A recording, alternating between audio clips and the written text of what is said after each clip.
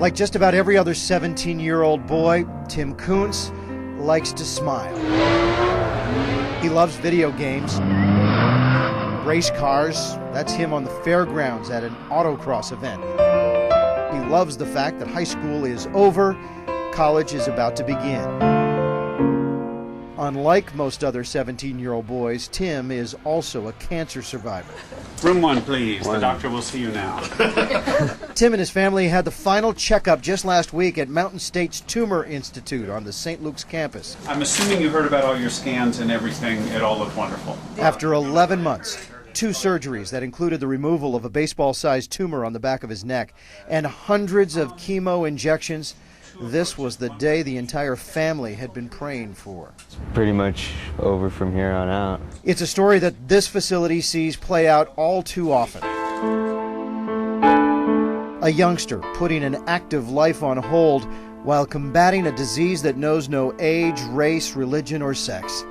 It didn't care that Tim would spend his senior year throwing up in the morning before he headed off for school, and then to Misty for another injection in his implanted line to the bloodstream before going home to try and get something in his stomach so he could sleep before starting the whole process all over again the next day. Then you kind of realize, there's nothing I can really do about this. And if I don't do it, I'm going to basically die. So, this is what I have to do. Your senior year, you're supposed to raise hell and have lots of fun. He was exhausted most of the time, going to bed at 7 o'clock at night. There were many days where he was feeling very badly, and he would get up and be sick in the morning and wash up and go to school. I finished high school on time, and I did chemotherapy at the same time. You realize that's a pretty big accomplishment, so this is a pretty big thing for me, I guess. Tim's escape was and is the world of cars and auto racing. His dad owns a high-performance Audi TT, which they consider their favorite hobby. You feel like, this is my pride and joy, because this is what I've worked on. I spent so much time working on it. His favorite Le Mans driver is Scotsman Alan McNish, who drives, appropriately enough, for Team Audi.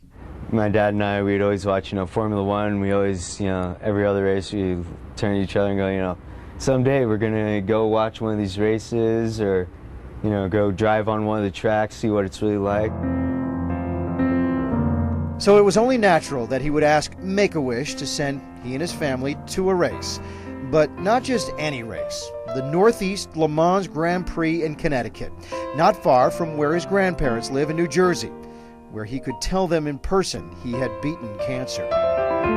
The Make-A-Wish Idaho wheels were set in racing motion, and the Kuntzes were bracing for whatever Make-A-Wish had revved up. Whatever they've cooked up is just going to be bigger than big.